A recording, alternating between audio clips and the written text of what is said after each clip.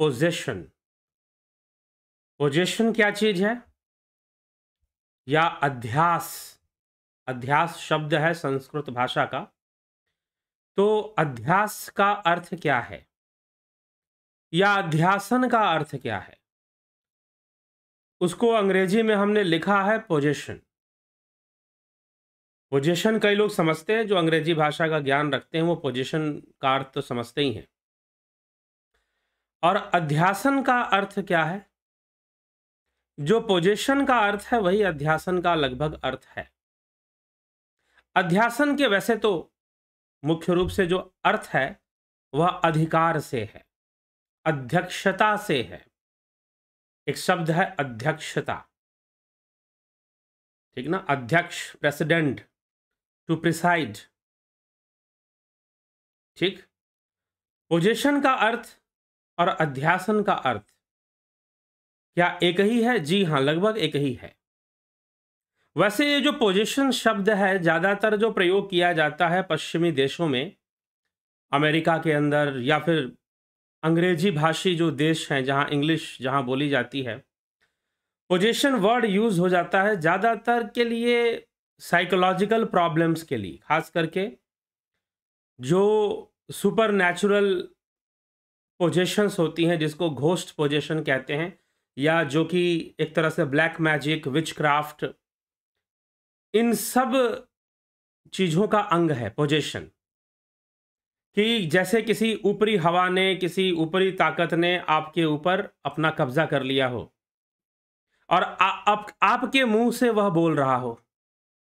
आपके अंगों और आपके शरीर का प्रयोग कोई दूसरी शक्ति कर रही है, आप नहीं कर रहे हैं, आप नहीं कर रहे हैं, तो वहां पर पोजीशन माना जाएगा।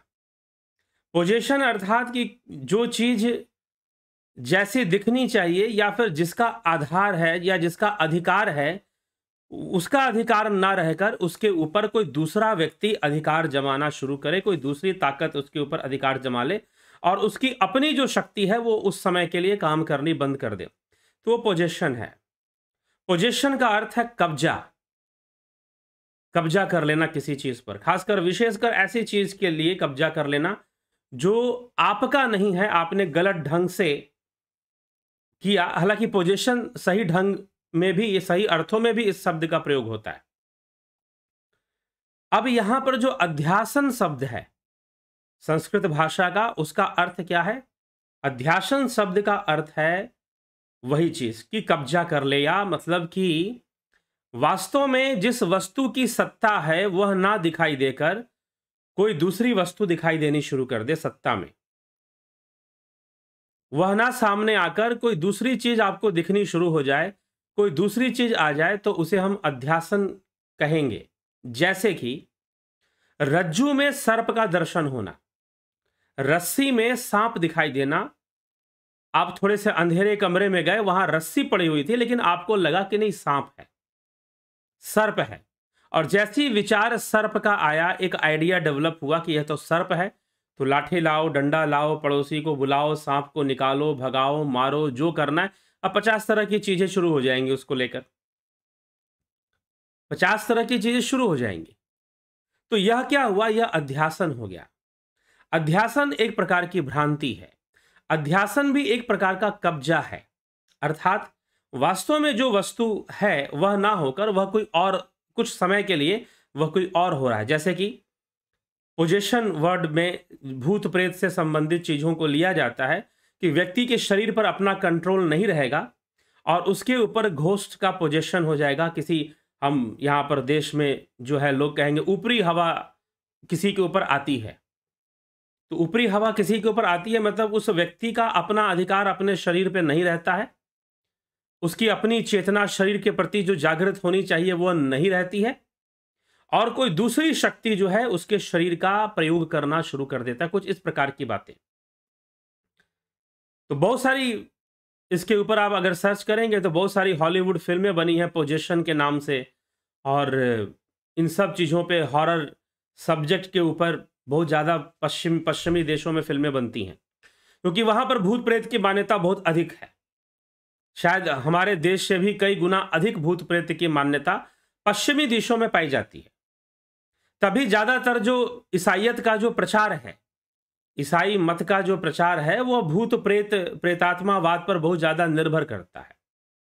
डिमोन को भगाने के लिए वो लोग जो है प्रचार करते हैं कि हम तुम्हारा डिमोन खत्म कर देंगे, तुम्हारे घर से डिमोन चला जाएगा। और चलिए, आजकल तो मनुष्य ने ही सारे डिमोनिक एक्ट्स जितने भी हैं, जितने भी राक्षसी कर्म हैं, जितने भी डिमोनिक एक्टिविटीज हैं, उसकी जिम्मेदारी आदमी ने खुद ले ली है।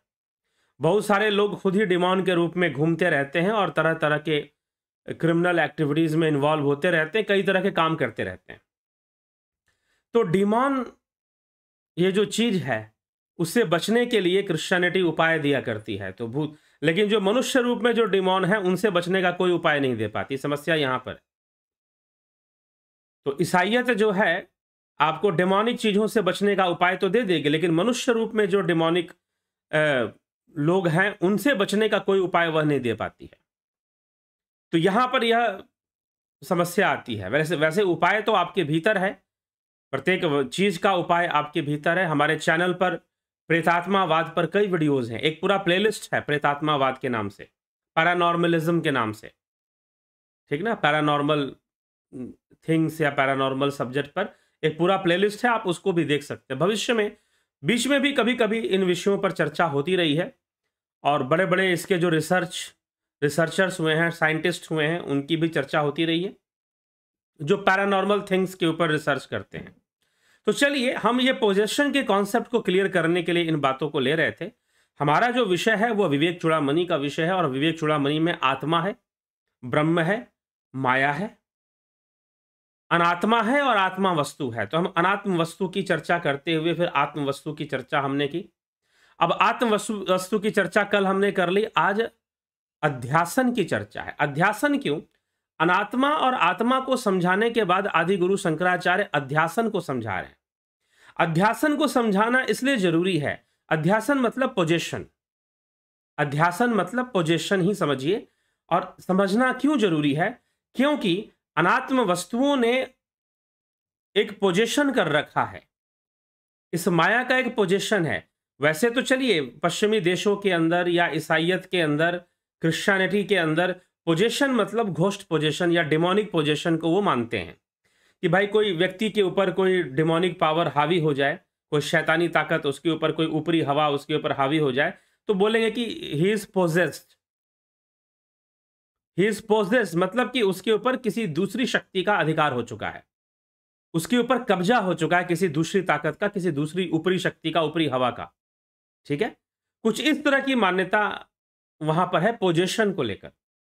तो अब यहां पर जिस तरह की पोजेशन या अध्यासन की बात की जा रही है, वो घोस्ट पोजेशन की बात नहीं की जा रही है। सच्चाई क्या है?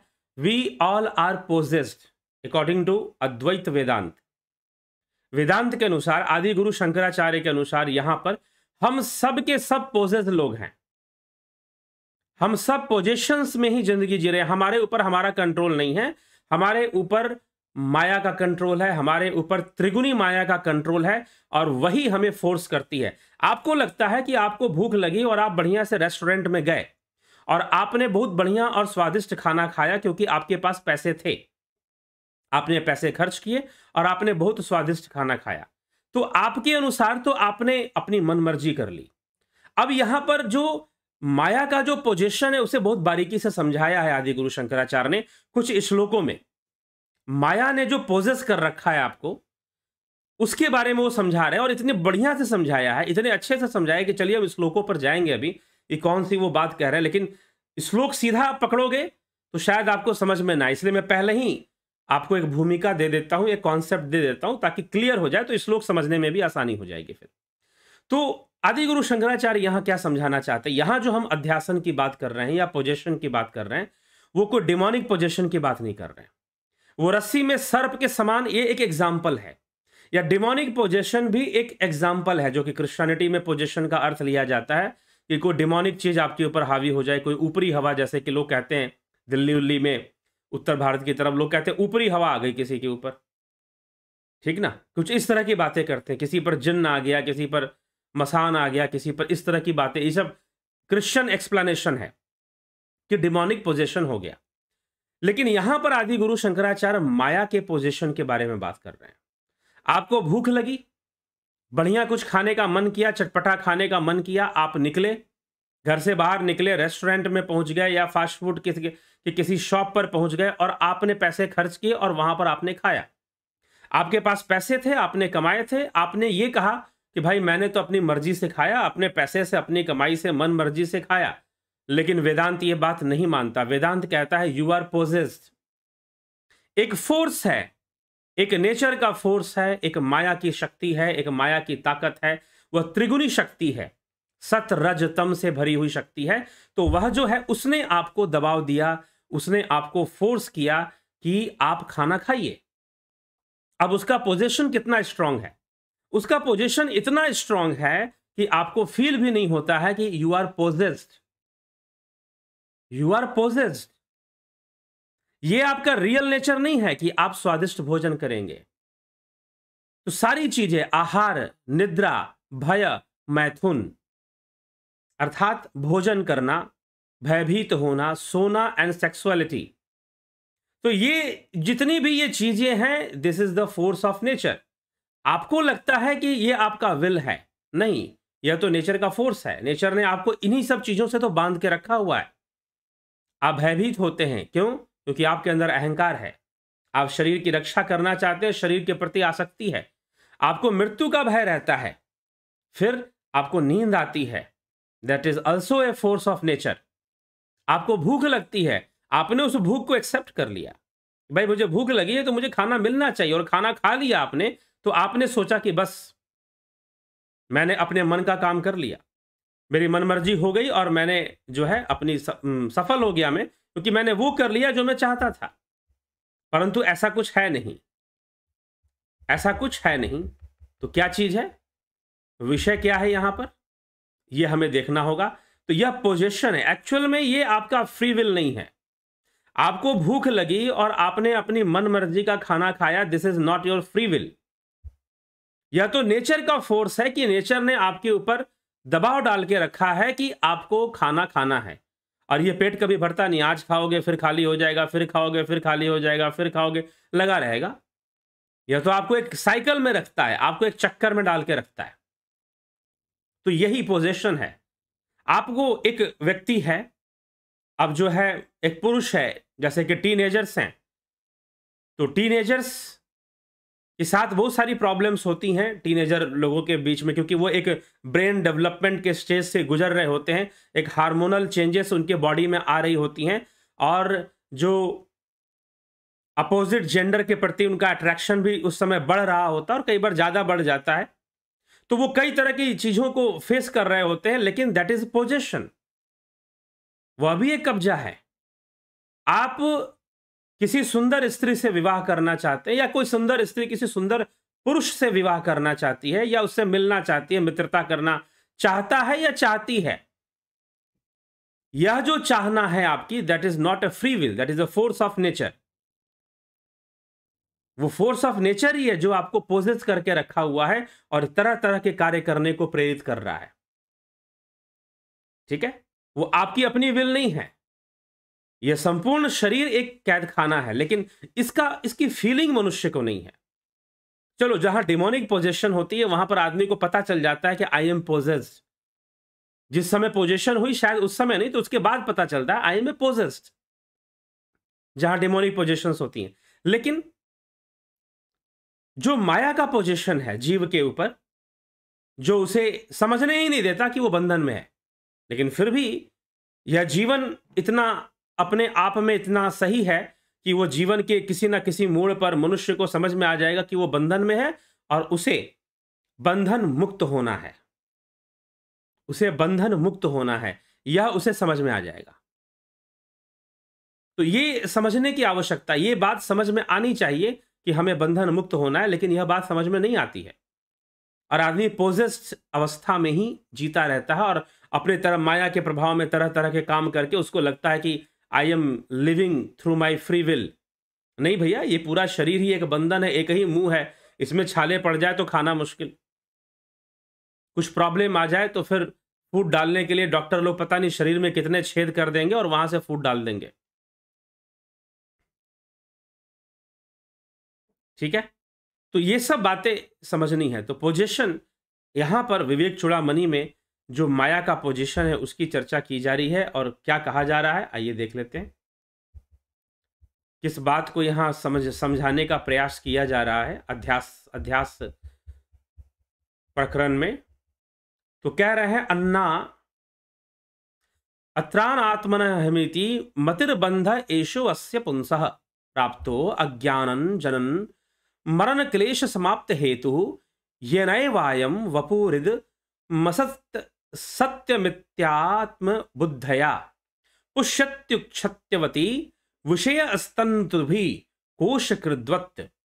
पुरुष का अनात्म वस्तु में अहम, पुरुष का अनात्म वस्तु में अहम, अनात्म वस्तु ध्यान सुनिएगा, अनात्म वस्तु क्या है?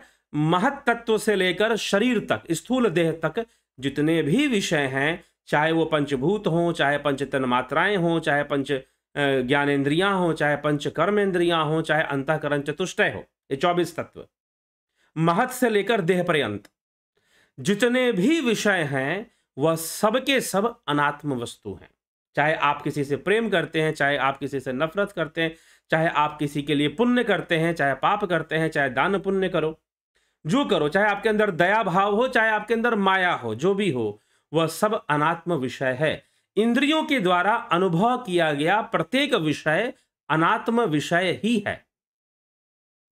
ठीक, चाहे सुगंध हो, चाहे दुर्गंध हो, चाहे अच्छा स्पर्श हो, चाहे कठोर स्पर्श हो, ठीक, वो सब के सब अनात्म वस्तु ही हैं। तो पुरुष का अनात्म वस्तुओं में अहम का होना, अहंकार का होना, अर्थात अपने शरीर में अहंकार का होना, अपने अस्तित्व में, अपने शारीरिक अस्तित्व में अहंकार का होना, अहम, इस आत्म बुद्धि का होना ही जन्म मरण रूपी क्लेशों की प्राप्ति कराने वाला अज्ञान से प्राप्त हुआ बंधन है।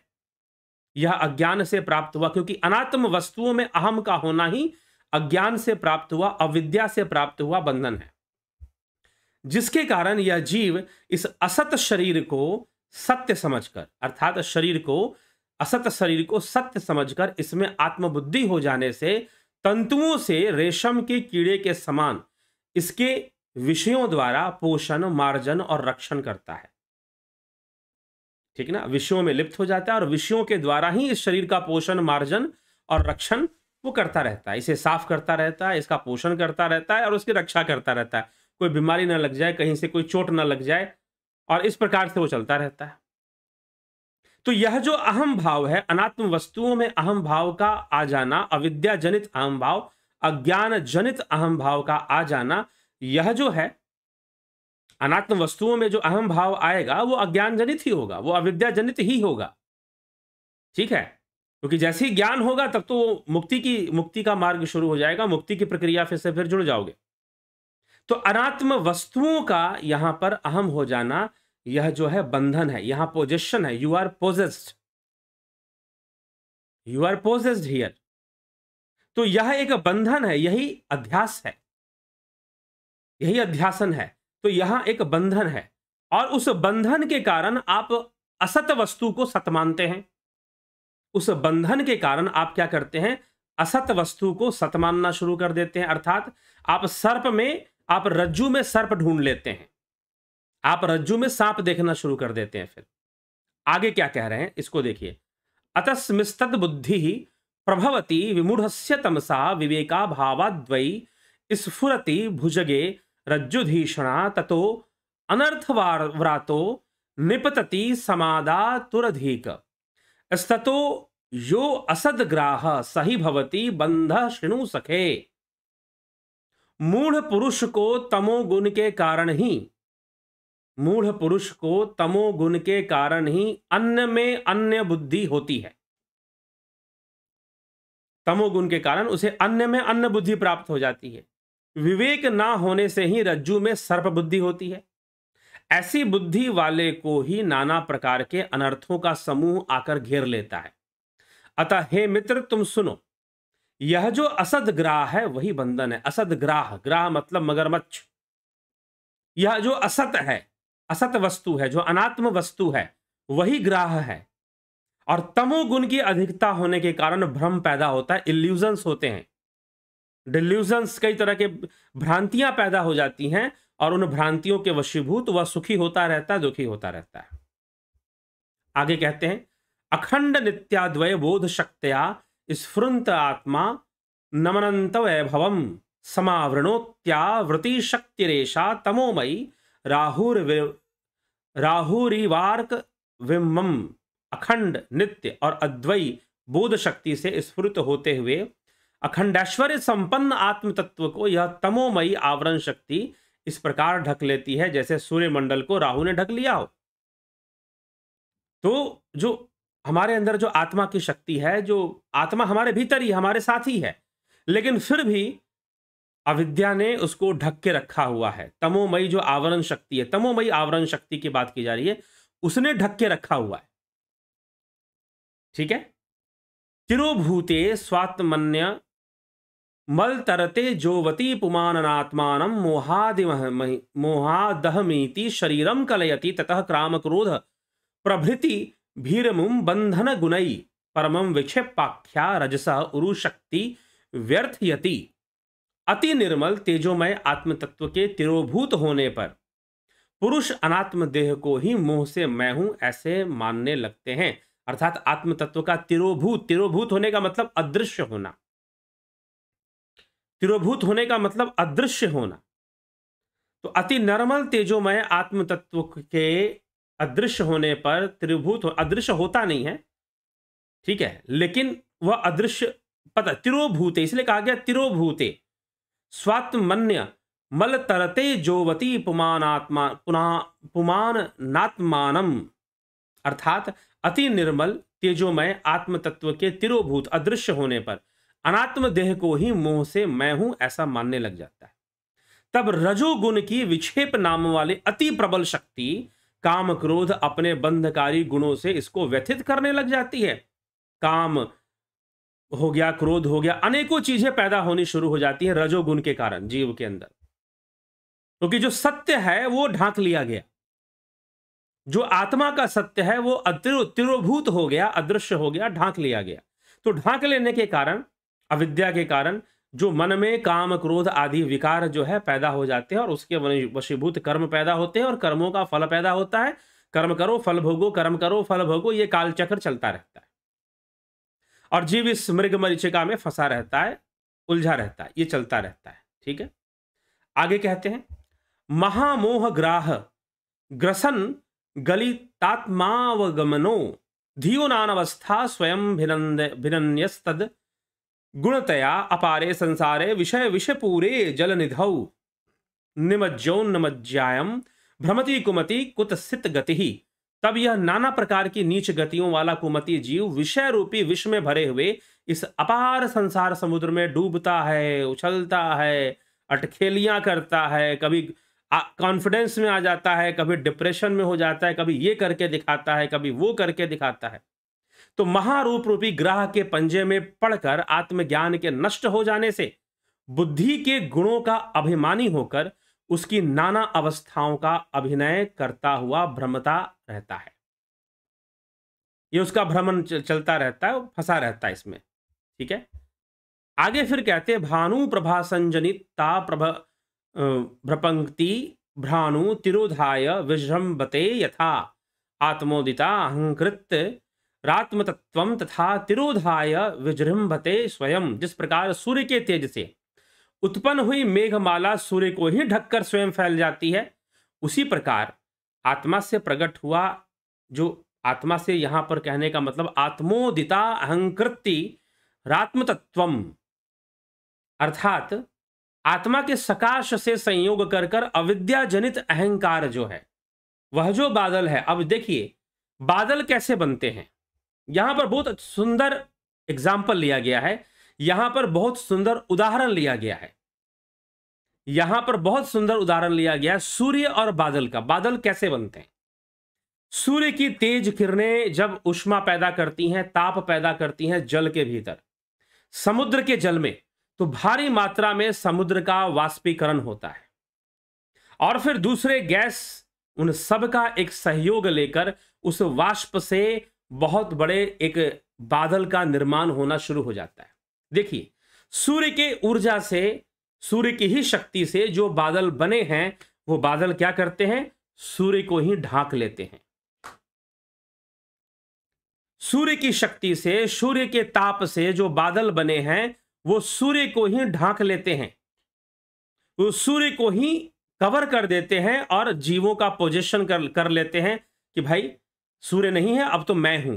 वास्तव में अभी भी सूर्य है, और वह जो बादल बना है, उस बादल का अस्तित्व भी सूर्य पर ही निर्भर है, लेकिन फिर भी जिसने उसको पैदा किया उसी को ढक लिया, उसने सूर्य को ढक लिया है।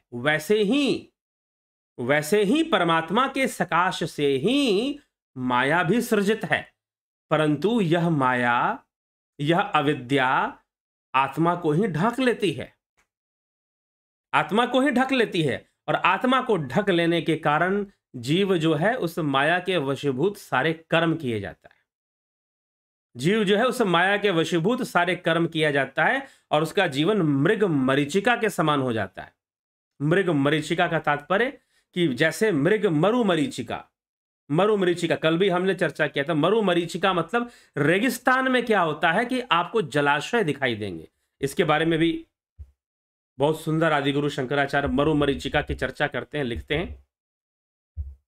तो मरु मरीचिका में क्या होगा कि आपको दिखाई देंगे जलाशय, लेकिन वहां पर कोई जलाशय होगा नहीं।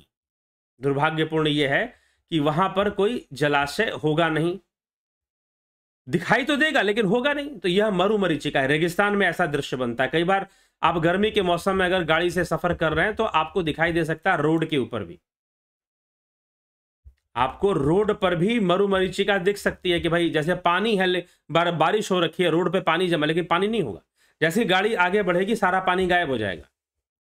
वैसे ही मरुस्थल में क्या होता है कि मरु मरीचिका बनती है। एक ऐसा लगेगा कि जलाशय है, तालाब है, लेकिन जैसे ही वहां पर पहुंचोगे वो रेत से गर्मी निकलती है और चमकनी शुरू कर देती है, तो वो पानी की तरह होने का भ्रम करवाती है, भ्रांति करवाती है। यह भी पोजीशन हो गया यहां पर एक तरह का। तो जो है वो वहां पर जब पहुंचोगे तो वहां पर कोई पानी वानी मिलेगा नहीं, फिर कोई जल आपको वहां प्राप्त होने वाला नहीं है। तो यह मरु मरीचिका इसको कहते हैं। ठीक, तो यह अध्यासन है, यह अध्यास है यह। ठीक, तो यह भ्रांति हो जाती है, अध्यासन में ऐसी भ्रांति हो जाती है। तो इसलिए अध्यासन को समझाने के लिए कि जिस प्रकार से सूर्य के कारण उत्पन्न हुए बादल सूर्य को ही ढक लेते हैं, वैसे ही परमात्मा के सकाश से यह सृष्टि करने वाली प्रकृति, यह माया परमात्मा को ही ढक देती है, परमात्मा को ही ढक देती है। और जीव को लगता है, यद्यपि बादल हर जगह नहीं है, लेकिन जीव की अपनी सीमित क्षेत्र है, तो बेचारे को दिखता है कि बादल ही बादल है, बादल ही बादल चारों तरफ है, लेकिन चारों तरफ बादल है नहीं। कई जगह जहां बरसात अधिक होते हैं, या कभी कभी हम बरसात के दिनों में हम देखते हैं 3-3 4-4 दिन तक धूप नहीं निकलेंगे, बादल बादल किया रहेगा, बारिश होती रहेगी थोड़ी बहुत। नहीं, अगर बारिश ना भी हो तो बादल बादल रहेगा चारों तरफ।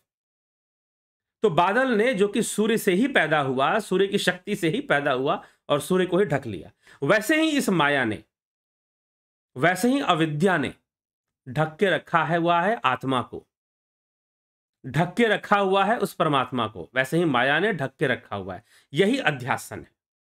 अब मुझे लगता है कि आपको अध्यास क्या है, अध्यासन क्या है और ये पोजीशन क्या है। मतलब शक्ति तो सारी सूर्य की है, सत्ता भी सूर्य की है, लेकिन कुछ समय के लिए बादलों ने अपनी ताकत चला दी, बादलों ने अपना कब्जा कर लिया कि नहीं भाई हम ज्यादा बलवान हैं, हम सूर्य से भी बलवान हैं। जबकि बादलों का निर्माण सूर्य पर ही निर्भर है। अगर सूर्य ना हो तो बादल भी ना हो और बारिश भी ना हो, अगर सूर्य ना हो तो बादल भी ना हो और बारिश भी ना हो। तो सूर्य है तभी बादल और बारिश दोनों है। तो उसी से निर्मित विषय ने, वस्तु ने उसके ऊपर अपना कब्जा कर लिया। उसके कुछ देर के लिए कुछ स्थान पर ऐसा लगने लगा जैसे सूर्य है ही नहीं, बादलों का ही शक्ति चल रही है, उन्हीं की मर्जी चल रही है। जब मर्जी तब बारिश कर देते हैं, थोड़ा सा रुक जाते हैं, ना कहीं निकलने देते हैं ना कहीं जाने देते हैं, कीचड़ अलग कर देते हैं, कोई काम करना मुश्किल बादलों के कारण और बारिश के कारण।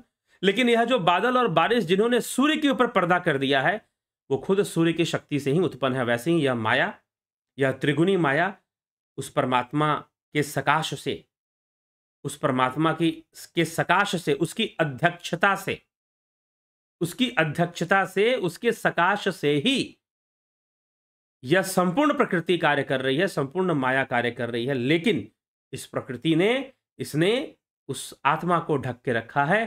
परमात्मा, आत्मा कहने का मतलब परमात्मा ही है, तो ढक के रखा हुआ है, उसे हम नहीं जान पा रहे हैं, उसे हम नहीं जान पा रहे हैं। तो अब हमें क्या करना है? इस माया के भेद को जानना है, माया के भेद को जानना है। कुछ लोग कहते हैं कि माया के भेद को नहीं जानेंगे, तो माया के, जबकि जरूरत क्या है? सत्य बताएं।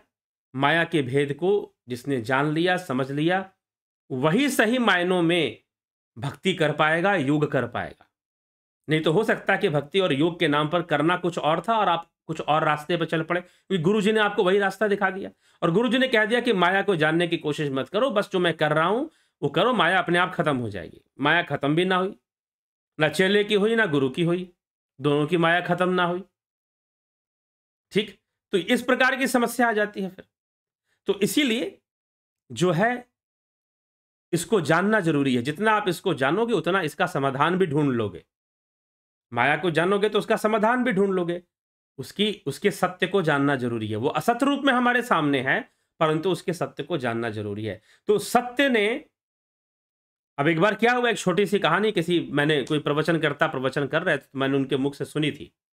हुआ क्या कि एक बार सत्य जो है उसको लगा कि भाई चलो स्नान कर लेते हैं, गर्मी लग रही है। तो सत्य ने क्या किए कि अपने कपड़े उतारे और कपड़े उतारकर वो तालाब में घुस गया नहाने के लिए। तालाब का पानी बड़ा शीतल, बड़ा आनंद, अब सत्य को उसमें आनंद आने लगा और वो तालाब में घुस गया। इधर से असत्य आया और जब असत्य आया तो असत्य ने देखा कि भाई ये सत्य जो है नहा रहा है और कपड़े उसने यहां खोल के रखे हुए हैं।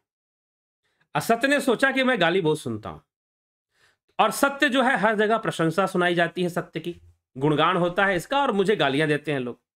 तो असत्य ने क्या किया कि अपने कपड़े उतारे और सत्य के कपड़े उसने पहन लिए, अर्थात कब्जा कर लिया उसके कपड़े के ऊपर। सत्य ने कपड़े पहन लिए। अब कपड़े पहन लिए, अब जो असत्य था वो बेचारा, उसका रंग अलग था, सत्य का रंग अलग था, एक सफेद एक काले रंग का। अब असत्य ने लेकिन सत्य के कपड़े पहन लिए। अब सत्य के कपड़े पहन लिए तो, और अपना कपड़ा जो है उतार कर, झूठ का जो कपड़ा, असत्य का जो कपड़ा है वो उतार कर वहीं छोड़ दिया सत्य के लिए। अब वो जो था कपड़े पहनकर चल पड़ा। अब चल पड़ा तो सारी दुनिया उस पर विश्वास करने लगी, है? जैसे सीता जी ने रावण पर विश्वास कर लिया था कुछ समय के लिए। तो हम साधु वेश देखकर विश्वास करते हैं ना, भाई साधु महात्मा होंगे, दाढ़ी बाल बढ़ाई है तो साधु महात्मा ही तो होंगे, और कौन होंगे। तो ठीक है, वेश, वैसे तो वेश महत्व तो नहीं रखता, ज्ञान ही महत्व रखता है। इसलिए कहा गया वेश देख मत भूलिए, पूछ लीजिए ज्ञान, मोल करो तलवार की, पड़ी रहन दो म्यान। तो वेश देख मत भूलिए, पूछ लीजिए ज्ञान, ठीक है ना। तो वेश से मत घबराइए, वेश से मत सत्य स्वीकार। तो अब असत्य ने सत्य के कपड़े पर कब्जा कर लिया, पहन लिया और घूमने लगा, दुनिया उसी को सत्य मानने लगी। और जो बेचारा असत्य था, अब वो आया बाहर तो उसे कपड़े ना मिले, वो नंग धड़ंग कहां घूमेगा। अब जो बेचारा सत्य था अब तो बेचारा ही हो गया ना वो, अब नंग धड़ंग कहां घूमेगा। अब उसे नंग धड़ंग घूमने में शर्म आने लगे, लज्जा आने लगे। तो सत्य ने क्या किया, झूठ के कपड़े पहन लिए। भाई कपड़े ही तो पहनने, मैं तो सत्य हूं, मैं तो सही हूं, कपड़ों से क्या फर्क पड़ना है, मैं अपनी जगह पर सत्य हूं। सत्य को बस इस बात से कि मेरा कर्म अच्छा है, मेरा कर्म अच्छा है, मैं सत्य के रास्ते पे चल रहा हूं, बाकी चिंता करने की क्या जरूरत है। सत्य ने यह विश्वास कर लिया, सत्य ने यह सोच रख ली, यह सत्य ने यह मान लिया कि भाई चलो मैं झूठ के कपड़े पहन भी लूं तो मुझे क्या फर्क पड़ने वाला है। क्योंकि जो सच्चाई के मार्ग पर चलने वाला व्यक्ति है, समझदारी से चलने वाला व्यक्ति, वो ज्यादा चिंता नहीं करता कि उसने कपड़े क्या पहने हैं ना पहने हैं। जिनको झूठ फैलाना है उनको जरूर इस बात की चिंता होती है कि भाई कपड़े भी पहनो तभी तो लोग विश्वास करेंगे, कपड़े भी पहनो तभी तो लोग विश्वास करेंगे। उनकी समस्या ये है, इसीलिए वो सत्य के कपड़े पहन लेते हैं। और जो सत्य है वो बेचारा नॉर्मल होके चलता रहता है। झूठ के भी कपड़े पहन लिया तो क्या फर्क पड़ता है, सत्य को अपना संतोष है कि भाई चलो ठीक है, दुनिया मानेगी नहीं मानेगी, मैं तो सत्य हूं ना, मैं तो अपने आप में सत्य हूं। लेकिन कई लोगों का नुकसान इसी चक्कर में हो जाता है, इसी चक्कर में हो जाता है। तो माया एक खेल खेल जाती है हमारे साथ, और कई बार हम सत्य के कपड़े पहने हुए असत्य से जुड़ जाते हैं, असत्य से जुड़ जाते हैं, और फिर हमारा नुकसान होता है। फिर हम चिल्लाते हैं कि भाई हमारे फलाने बाबा जी ने धोखा दे दिया, तो फलाने बाबा जी ने ये कर दिया। अरे भाई, तुम लेने क्या गए थे? क्या तुम ज्ञान लेने गए थे? क्या तुम, जब तुम माया लेने जाओगे तो माया जग ठगनी कहाए, माया को जग ठगनी कहा है संतों ने, मीराबाई की वाणी में आता है माया को जग ठगनी कहा है। तो यह तो इसका काम ही है ठगना। तो जब ज्ञान के प्रति नहीं कुछ रहेगा और मात्र माया के ही प्रति रहेगा, असत्य के प्रति ही सारी हमारी भावना रहेगी, तो क्या मिलेगा? वही मिलने वाला है, भले कोई उसके कपड़े भी पहन ले तो क्या। तो इस तरह से ये कब्जा होता है ना। तो पोजेशन को समझिए, अध्यासन को समझिए, ये अध्यासन है भाई। सब कुछ तेरा, कहते ना, हे प्रभु सब कुछ तेरा, तेरा तुझको सौंपते क्या लागे है मेरा। सब कुछ तो तेरा है, तो तेरा तुझको सौंपते क्या लागे है मेरा। सब कुछ तेरा प्रभु, मैं तुझी को सौंप भी रहा हूं, जो कुछ भी है मैं तुझे ही सौंप रहा हूं, और सब कुछ तेरा, लेकिन फाइनली कब्जा तो मेरा है, फाइनली कब्जा तो मेरा ही है। तो ये जो कब्जा मेरा है ना, यही पोजीशन है, यही पोजीशन है। तो जिस प्रकार सूर्य से उत्पन्न हुए, सूर्य की शक्ति से, सूर्य के प्रकाश से, सूर्य की उष्मा से उत्पन्न हुए बादल सूर्य को ही ढक लेते हैं, वैसे ही यह माया, यह अविद्या, यह अनात्म वस्तु आत्मा को ढक लेती है, ठीक ना। यह परमात्मा को ढक लेती है, यही अध्यासन है। इसी अध्यास की चर्चा यहां पर आदि गुरु शंकराचार्य कर रहे हैं। और यह बिल्कुल वैसे ही समझना चाहिए कि वस्तु का वास्तविक स्वरूप ना देखकर हमें कुछ और दिखाई दे, बिल्कुल वैसे ही। इसीलिए जगत मिथ्या, ब्रह्म सत्यम जगन मिथ्या, इस प्रकार से कहा गया, क्योंकि इंद्रियों के द्वारा जो भी जगत आप देख रहे हैं वह मिथ्या है। क्योंकि जो कुछ भी दिखाई दे रहा है वह इंद्रियों के कारण दिखाई दे रहा है। कोई भी वस्तु अगर किसी प्रकार की दिखाई दे रही है, वो ऐसा इसलिए नहीं दिखाई दे रही क्योंकि वो वैसा है, बल्कि हमारी इंद्रियों के अंदर वैसा ही अनुभव करने की क्षमता है, वैसा ही देखने की क्षमता है। तो इंद्रियां हमें दिखा रही हैं, ये सुंदर है, ये कुरूप है, या आकर्षण करता है, यह नहीं करता, सब कुछ पोजीशन है, सब कुछ पोजीशन है। एक कब्जा है, माया का कब्जा, इंद्रियों का कब्जा आपके ऊपर है, आपके मूल स्वरूप आत्मा के ऊपर है। जबकि ये सारी चीजें बन रही हैं उसी के सकाश से, उसी की शक्ति से।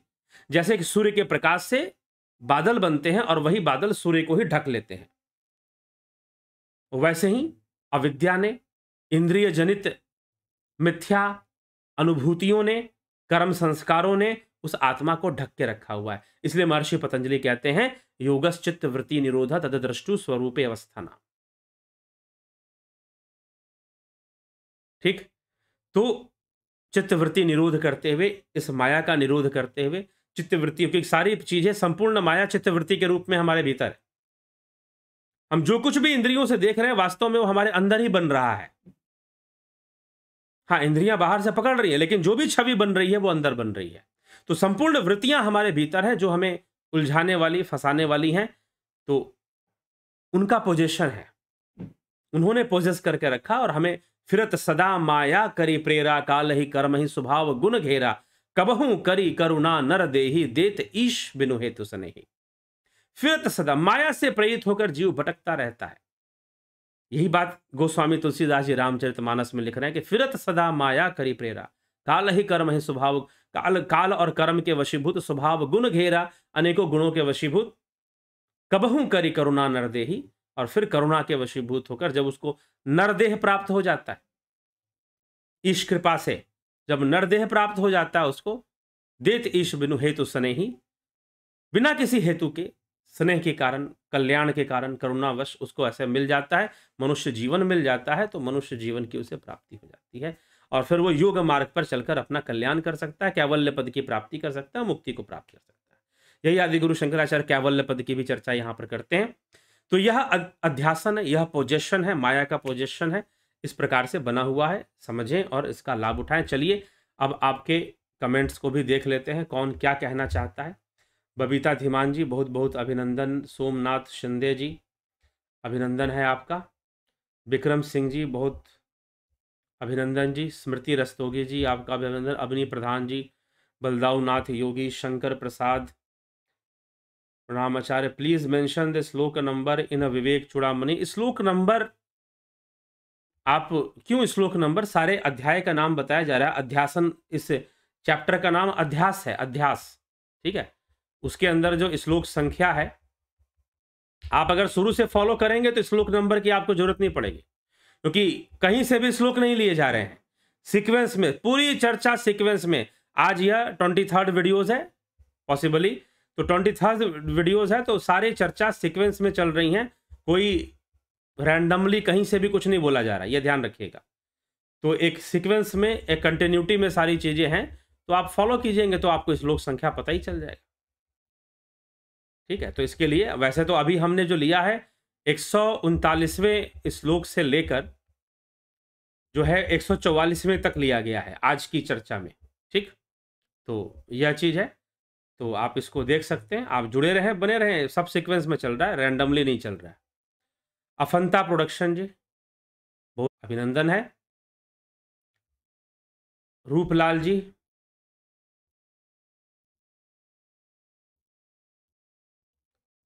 बहुत बहुत सभी का अभिनंदन। जुड़े रहें, बने रहें सभी लोग।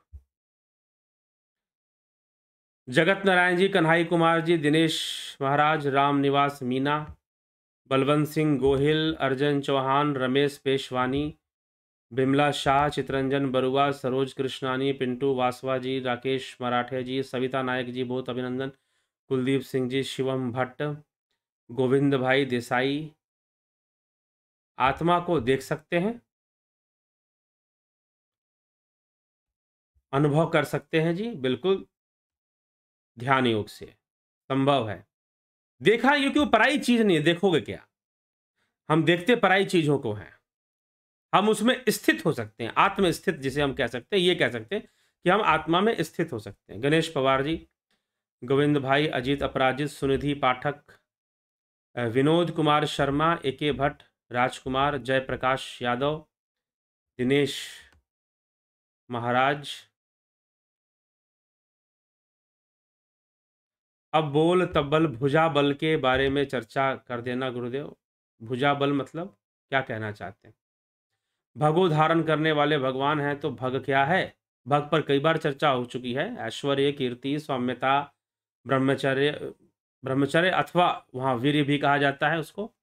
इन सबों से जो संपन्न है, ऐश्वर्य है, कीर्ति है, सौम्यता है, ब्रह्मचर्य है, और फिर आपके न्याय है, जिसके अंदर ये सारे भग होते हैं, वह भगवान उनको कहा जाता है। करुणा है, जिसके अंदर न्याय करुणा भी है। तो 6 भग होते हैं, तो ये 6 भग से संपन्न शक्ति। ऐश्वर्य मतलब सिद्धियों से मतलब है, अष्ट सिद्धियों से। चर्चा कई बार हुई है, ऐसी बात नहीं है। मेरे ख्याल से जो हमेशा ज्वाइन करते हैं उनको तो यह बात रट भी गई होगी कि हाँ भाई, भगों से संपन्न, 6 भगों से संपन्न भगवान है।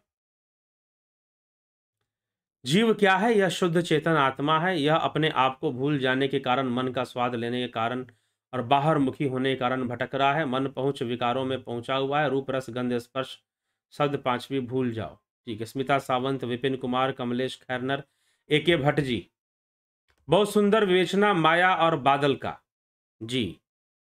सविता नायक जी बहुत अभिनंदन आपका। रचना आरके जी, मनोज उपाध्याय, आप बार बार गुरुवाद या बाबा जैसे शब्दों का उपयोग करते हैं। कृपा करके विद्वान होना और संत में कोई तो अंतर होगा, समझाएं। जी हाँ, बहुत अंतर है, ठीक ना, बहुत अंतर है। तो इसीलिए संत का विद्वान होना स्वाभाविक है। और हाँ, हर विद्वान संत है ऐसा नहीं कहा जा सकता, क्योंकि देखिए जो विषय है वो समझ में आएगा साधना से ही, ना कि मात्र अध्ययन से। अभी कोई शायद कोई उपनिषद पे चर्चा कर रहा था, तो कई प्रकार की टीकाएं कर देना, तर्क देना एक अलग विषय है, परंतु बातों को सही से समझने के लिए मात्र अध्ययन नहीं, साधना भी करनी पड़ेगी। तो कोई संत अध्ययन से कोई संत नहीं बनता, साधना से बनता है, ज्ञान से बनता है। तो ज्ञान कोई अध्ययन का विषय नहीं है, ज्ञान अनुभव का विषय है। ठीक है, ज्ञान अनुभव का विषय है, ज्ञान अध्ययन का विषय नहीं है। तो इस रहस्य को समझिए और समझकर चलेंगे तो निश्चय ही विद्वान होना और संत होना, ठीक है आपने ऐसा कह दिया है तो जल्द ही हम इस विषय पर कोई ना कोई वीडियो लेकर आएंगे, विद्वान होना और संत होने में फर्क क्या है। ठीक, तो प्रतीक्षा कीजिए, जरूर आपको इस पर चर्चा मिलेगी।